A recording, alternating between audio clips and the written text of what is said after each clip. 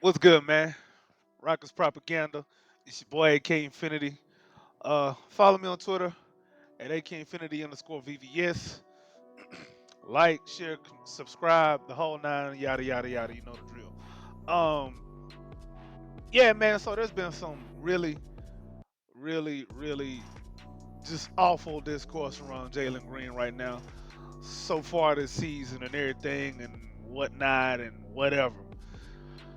We got folks talking about we need to trade him for whoever. For somebody said trade him for James Harden back. Um, saying all this wild stuff, man. The man is 21 years old. He is just starting his third NBA season. But we finna do a quick zoom out. We finna examine notable players from the 2021 NBA draft. So in here, we're gonna look at players from his draft class, and we're gonna look how they doing.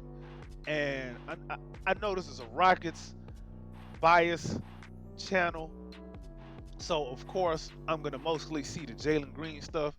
But man, I don't see nothing about none of these other guys. Some of these other guys that's probably underperforming, but but other guys are doing very well. So we're gonna look at their draft position. We're gonna look at how they were doing or how they're currently doing, um, their situation and how they got to this point. You know, maybe teammates, coaches, the whole nine. All right, let's get it popping, man. So first player we're gonna look at is Cam Thomas. So Cam Thomas is a guard. He was drafted at what was that? 27th from the Brooklyn Nets.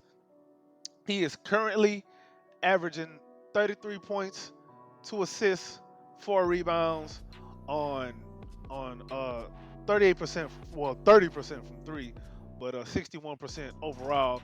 Obviously that ain't sustainable. 33 points a game ain't sustainable either. Not for him, not yet. Um, but them is his numbers right now, and the Brooklyn Nets are currently 1-2 in the East. So Cam is nice. He's a nice player and all. Um, he's 22 years old at the moment.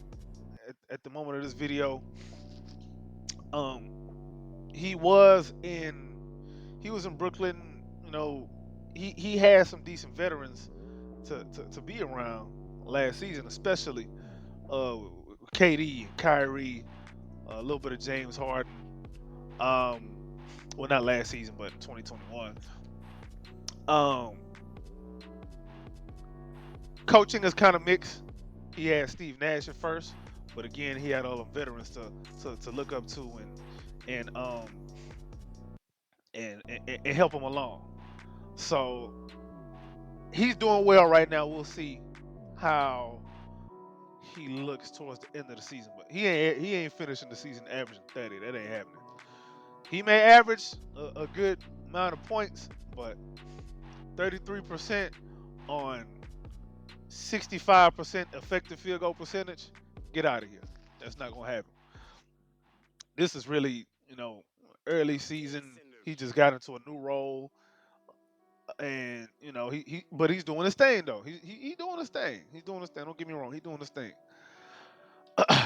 But his expectations were not there. All right, next player we're gonna look at, Bones Highland. He's currently with the Clippers, but he was drafted by Denver. Um, Point guard, shooting guard. Right now he's averaging 15 points. Uh, yeah, averaging 15 points on 51% field goal percentage, 42% from three. He's playing well off the Clippers bench, but they just got James Harden. I don't know how that's gonna look. I don't know if that's gonna push him down because they still got Terrence Mann, they still got Russ. Somebody gotta sit. I don't know who that's gonna be, but so far, uh, Bones Highland, he's been balling. He's balling. Um, and he also got started uh, Coach Malone up in Denver. So he was being coached by a championship level coach. So let's keep that in mind. Then now he's being coached by another championship level coach. So all I know is this is his third season, but his whole career, all he knows is championship coaching. Let's go to the next person. Oh, Bones Highlands drafted 26. I think I said that. I don't know. All right, teammate of Jalen Green, Alperen Şengün. I mean, we Rockets fans in here, we already know what time it is with Şengün. But for anybody that may be visiting from another team or anybody who's just interested in basketball overall, yeah. So LP was drafted by OKC, but he was traded to the Rockets on draft night. Um, he was drafted at number with the 16th pick in back in 2021. So right now, I would say LP is our best player. He's the Rockets' best player right now, to me, at this moment. He's playing the best. If he's not our best player, he's certainly playing the best right now. Averaging 19 points. Um, yeah, 19 points, 6.7 assists, 9 rebounds. Um, he's shooting 33% from three, which is about the same as he did from last year, but he's shooting a more higher volume. So I'm good with that. Overall field goal percentage 54%. Effective field goal percentage is 56%, or closer to 57%. He's taking 14.7 shots a game. He's looking really good, but here's the difference. As much as LP and Jalen have been coached by the same coach in bumbling buffoon Steven Silas for 2 years, well, the difference with LP is, remember, he plays for Turkish national team every year, and if you know anything about European basketball, European coaches, the Euro League and all of that's real stuff. Like, they really getting trained over there. Like, they playing a pro style all the time. Like, their summertime isn't the Drew League, just running up and down getting shots up. It ain't Rico Hines where it's unstructured, just running up and down getting shots up. That's not what they doing over there in Europe. So LP actually has a little bit of a leg up from the coaching perspective, from a culture perspective, from just being a pro perspective. He got a bit of a leg up right now. But right now, as we speak, as we're recording this video, Alperen Şengün is, if he's not the best player, he's certainly playing the best on the Houston Rockets. All right. And the Rockets are currently, um, I didn't even get back to say what the Clippers record was. The Rockets are currently 0-3. The Clippers are currently 2-1, and they're in seventh place right now. I don't really like looking at playoff position in this early, but they 2-1 right now.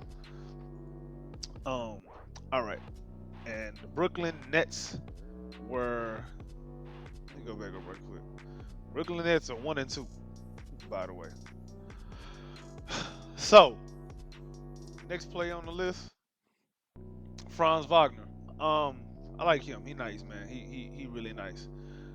He was drafted. What was his draft position again? He was drafted number 8 by Orlando. He's drafted number 8 by Orlando. 6'9" forward. He's really, right now, I'd say he's probably the best player for the Magic. Everything kind of goes through him first. I'd say he's the best player. Sometimes it could be Paolo Banchero, but for my money, right now, it's probably Franz Wagner. In the long run, it may be Banchero, but right now, I'd probably take Franz Wagner. Um, Franz is he's really not actually having that great of a season. He only had one good game, and it was against the Rockets. But his scoring is up from last season. He's at 19 points a game, 1.3 steals. He's only at 5.7 rebounds at 6'10". That's crazy. Um, 3-point percentage is just 35%. Field goal percentage is 35%. But the Magic are, check their damn record again. The Magic are actually 2-1 so far. I have to say that, so far. Um, Franz again has had the benefit of having better coaching from day one with Jamal Mosley down there in Orlando. Mosley's a good coach, y'all. know if y'all know that or not, but some of us Rockets fans only watch the Rockets, but others Rockets fans we watch NBA. That's what we do. Um, but yeah, Franz Wagner, that's his situation right now. Orlando's playing, they're playing well. They beat the Rockets down in game one, but we'll see about that next time around. All right, next player. This is a player that does not get any slander outside of his team. Jonathan Kuminga with the Golden State Warriors. If if Jalen Green was putting up the numbers that Jonathan Kuminga is, let's be real, they'd be calling him a bust. But nobody's calling Jonathan Kuminga a bust outside of Golden State. Now they'll say, "Oh, look at the players in front of him.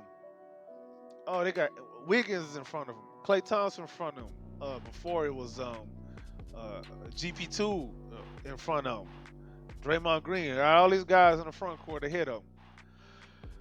Uh, sure, you can say that, but at the same time, if he was really that dude, if he really was the goods, he'd be getting more playing time. So let's look at his numbers, man. So far this season, he's having a better season than he has been. He's at 11 points a game, a steal. He's shooting 44% overall, which is you would think would be more with a guy his size and athleticism. Um, he's a horrible free throw shooter, 63%. But yeah, man, yeah, he does come off the bench. He's so far this season he's averaging 21 minutes a game. So all in all, considering the talent that he's surrounded by, I guess, I mean, like I said, it's still early in the season. His numbers are okay. But for a guy drafted, what was that, 7th overall, and he was pretty hyped, and he was coached. He was both in, him and Jalen Green was both in the Ignite. They're both with the G League Ignite. So they had the same coach in there first. But again, Jonathan Kuminga, look what he's doing with the benefit of Hall of Fame players all around him, left, right, and center. A Hall of Fame coach, championship level coach, bruh. And nobody's saying nothing about this. Nobody's saying absolutely nothing about this. Are you kidding me, dog? Y'all tripping. I ain't even. Next player, man. Get out of here. Oh, he has a ring. That man ain't do shit to get that damn ring. Shut the hell up. Next player. Now this guy is on my all overrated team. He is top 5 most overrated players in the NBA. You probably guessed it. Josh Giddey. Dog. Okay. Josh Giddey was drafted number 6 overall back in 2021. 6'8". I don't even know what position you call him. Point guard, shooting guard, small forward, point forward. I don't know what position that we would call him. The dude got one skill, and that's passing. And honestly, he's kind of mid as a passer. If you watch, he low-key mid as a passer. He's not a good defensive player at all. Not a good shooter at all. He just white Ben Simmons. He's just Kiwi Ben Simmons. Well, they both Australian actually. I don't understand, and nobody's calling him a bust because he's on OKC, which is a super overrated team, which happens to be a media darling every year, no matter what. I just don't understand. I just don't understand with OKC. Sure, right now they're 3-1. Yeah, that's cool. That's cute. But Josh Giddey is not the reason. Even if you watch their game, watch the game. Let's not even do a box score watch. Watch the games. Like when he leaves, they're better. When he's off the court, they're actually better. Watch the game. He's overrated. Dude is averaging 12 points this season, 4.5 assists, shooting 39% from the field, 37% from three. I just I just don't understand. I just don't understand with Josh Giddey. Why is he not a bust? Why? Why is he not? He's supposed to be a superstar. He's supposed to be having a year three leap too, right? I know it's just the third game, but I'm showing y'all how ridiculous this is. I'm showing you how ridiculous this early discourse is on any of these guys, really. But Josh Giddey, I don't like him. He's overrated to me, man. Yeah, I'm a little bit bitter. I don't really like OKC. Never. I just don't like them. Anyway, next player, man. Oh, the next player is a bust, and no one says it ever. You never hear the. All right, I'm about to say his name. You've never heard the sentence, Jalen Suggs is a bust. I haven't seen it anywhere. Google it. I want to Google it right now, but I want to kind of get through this video real quick. But nobody is talking about Jalen Suggs and how poor he's been as a basketball player. I just don't understand. He's been on the same team with with Franz Wagner the whole time, under the same coach and the same tutelage and everything. Bruh, can you please explain to me how this man is averaging 11 points a game, 1.3 assists on 37% or 38% field goal percentage, 33% from three? Yeah, I know he kind of been hurt last couple seasons a little bit, but even when he was playing, he wasn't looking good. Dude, you was drafted number 5, which is fitting because you're the 5th option on your own team. You're the second highest draft pick on that team, but you was drafted first before the rest of them dudes. Well, not the rest. You wasn't drafted before Wendell Carter or Markel Fultz. But as far as the Magic, the people who the Magic drafted, he was drafted before Franz, even though they were in the same draft class, and Paulo Banchero. Bruh, he's doing nothing. Okay, he a dog of a defender though. I'll give him that. He's a dog of a defender. He's really good with that. He's also a pretty smart basketball player. But this is third season too. He came out of Gonzaga, and he's been coached well pretty much from college and his pro career so far. But it's just that he ain't really putting up. He ain't doing what. As a matter of fact, he supposed to be doing what Franz Wagner doing. They supposed to be swapping numbers. They supposed to be swapping stats. But I don't really have too much of a problem with Jalen. So I know he kind of been hurt too.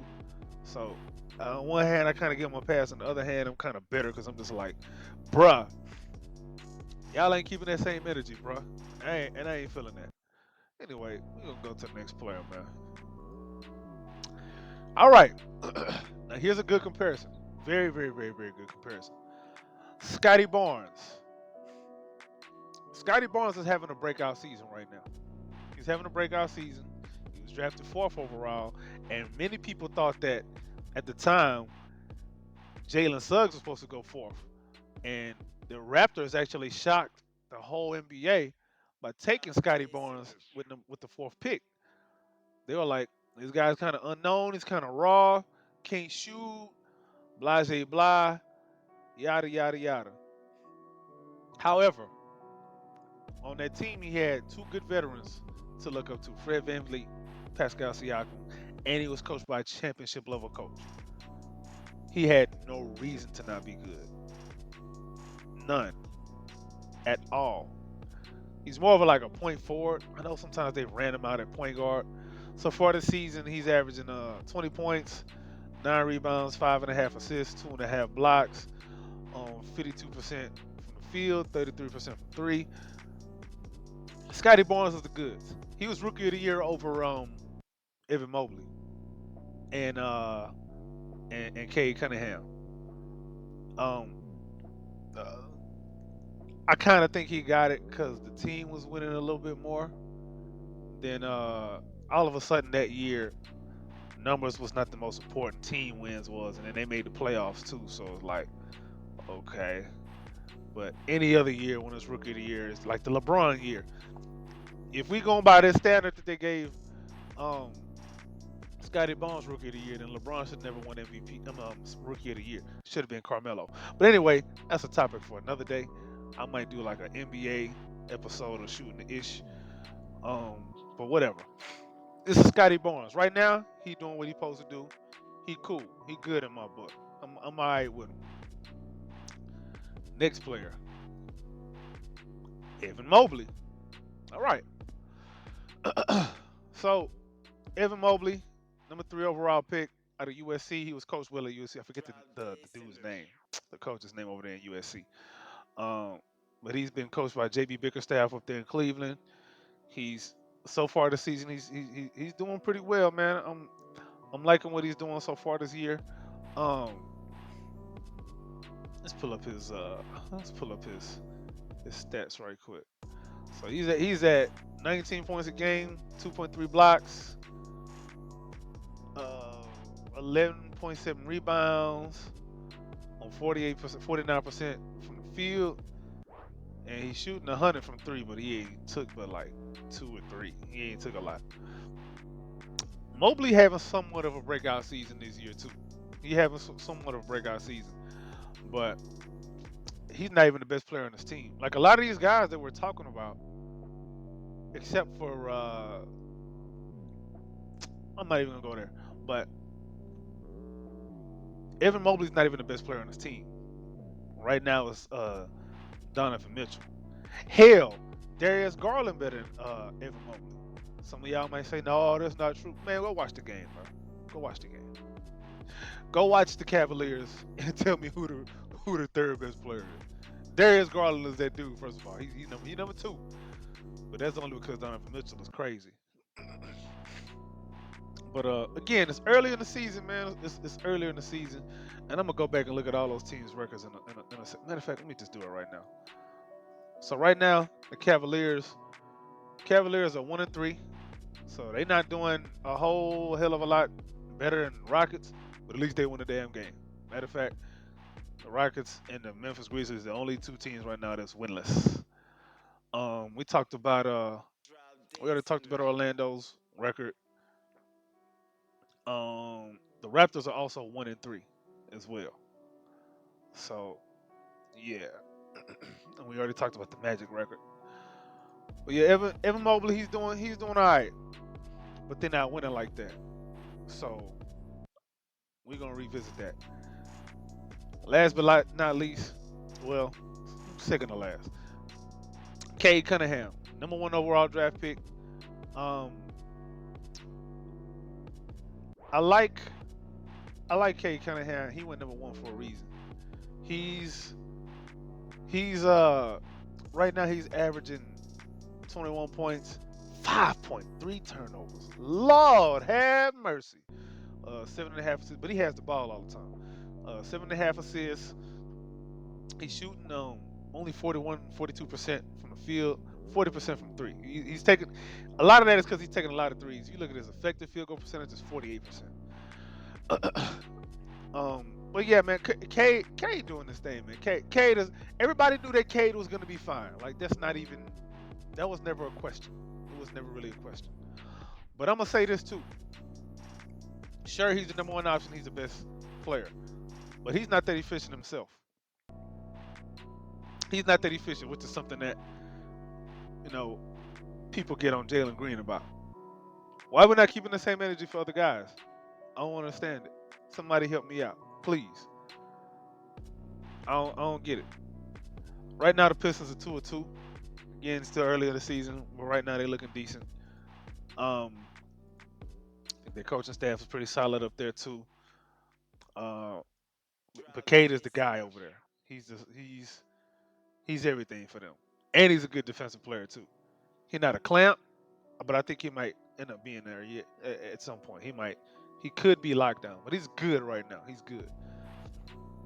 All right, now let's look at Jalen Green's numbers so far this season for the 0-3 Rockets. He was drafted number 2. So far this season, he's averaging 17 points a game, 3.3 turnovers a game. That's bad. especially when he's only getting 1.7 assists. That's damn near 2 turnovers per assist.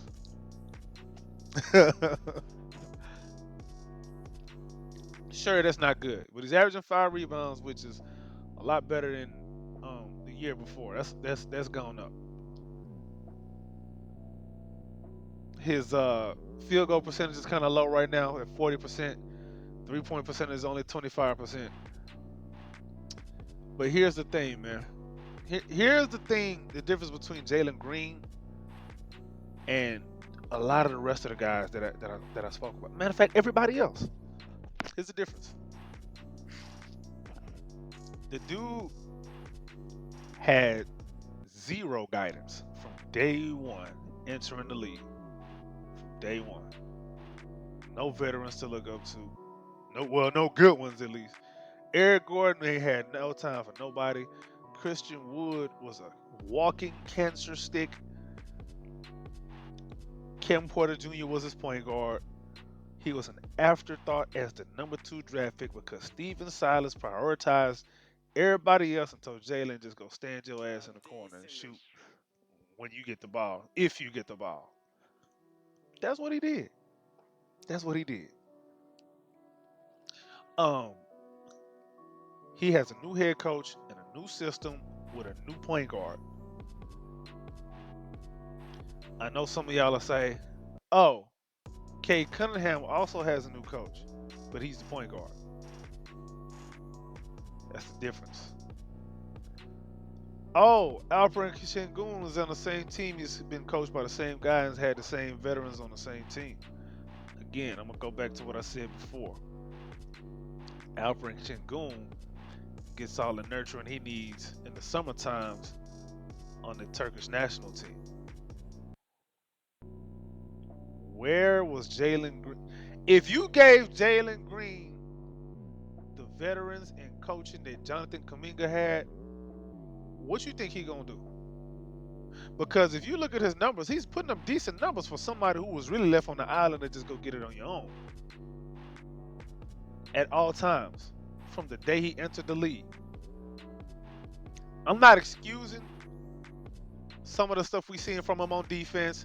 I'm not excusing the turnovers. I'm not excusing none of that. That's still his fault. He still has to overcome it. Here's my point though. Bruh, it's a little bit early to be dogging this dude this bad trying to trade him already. Sure, it's not looking right now. But neither was the Celtics when Ime first got there. It wasn't looking good at first. But I'll say this, from game to game, I'm seeing little improvements. Their first game, I don't even count it. Their first game, they left their balls in Houston. Then San Antonio, that was a step up. We could have won that game, but referees was on Wemby time.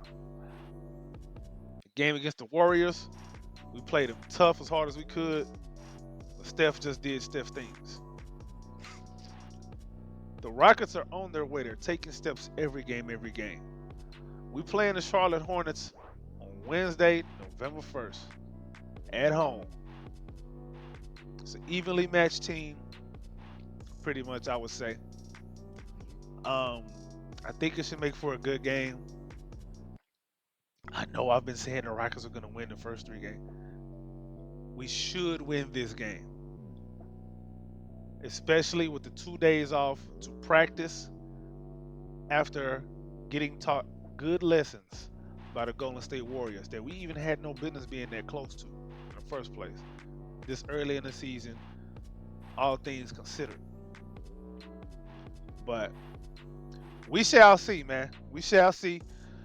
If you still with me on this video, appreciate you. You a real one, real MVP. Go ahead and smash that like button. Leave a comment for your boy. Subscribe. Share the video. Let's get it out there, man. This is Rockets propaganda, man. This is what we do. All Rockets all the time. And even when we ain't talking about the Rockets, we gonna throw the Rockets in there just cuz. We out.